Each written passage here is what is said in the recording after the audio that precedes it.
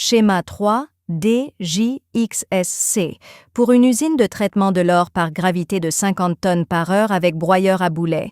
Cette installation est une usine de traitement de l'or rocheux d'une capacité de 50 tonnes par heure, équipée d'un alimentateur vibrant, d'un concasseur à mâchoire primaire, d'un concasseur à cône, d'un crible vibrant, d'un broyeur à boulet, d'un crible rotatif, d'un concentrateur centrifuge d'or, d'une table vibrante, de 2 écluses, d'une pompe à bout, de convoyeurs à bande, d'un four de fusion d'or, etc. Le système couvre l'ensemble du processus de production, de l'alimentation du minerai d'or rocheux à la production finale de lingots d'or. Selon les informations sur l'or rocheux fournies par le client, le minerai doit être broyé jusqu'à une granulométrie finale de 0 à 1 mm afin de libérer l'or de la matrice rocheuse. En conséquence, nous avons conçu cet organigramme de processus. Le processus spécifique est le suivant. 1. Le minerai d'or rocheux est introduit dans la trémie d'alimentation par une chargeuse sur roue ou un camion-benne, puis acheminé en douceur vers le concasseur à mâchoire via un alimentateur vibrant pour un traitement préliminaire. 2.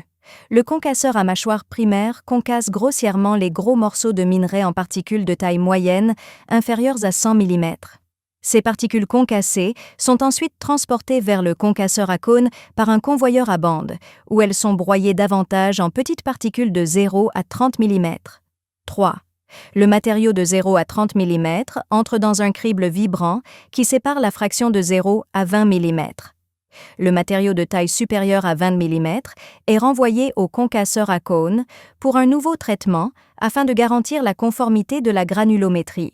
Tout le matériau de 0 à 20 mm tamisé est envoyé au silo de transfert situé en amont du broyeur à boulet. 4. Un alimentateur vibrant électromagnétique est installé sous le silo de transfert et alimente uniformément le minerai fin de 0 à 20 mm sur un convoyeur à bande qui le transporte vers le broyeur à boulet. 5. Le broyeur à boulet broie le minerai fin de 0 à 20 mm jusqu'à une granulométrie de 0 à 1 mm, facilitant ainsi la séparation du concentré d'or de la roche. Un crible rotatif en acier inoxydable avec une maille de 1 mm est utilisé pour le classement. Tout matériau de taille supérieure à 1 mm est renvoyé au broyeur à boulet pour un broyage supplémentaire, formant ainsi un système de broyage en boucle fermée. 6. Par la suite, la boue de 0 à 1 mm est acheminée vers le concentrateur centrifuge d'or, soit par une pompe à bout, soit par gravité. 7. Le concentrateur centrifuge à or, la table vibrante et les boîtes à Sluice constituent l'équipement principal de séparation et de concentration de l'or. Le concentrateur centrifuge est utilisé pour l'enrichissement primaire du minerai d'or. Le concentré issu du concentrateur centrifuge est ensuite acheminé vers la table vibrante pour une séparation plus poussée, ce qui améliore efficacement la pureté du concentré d'or. 8. Les résidus du concentrateur centrifuge sont dirigés vers les boîtes à Sluice pour récupérer l'or résiduel. Cette conception de récupération multi-étapes garantit au client une extraction maximale du concentré d'or du système de traitement. 9.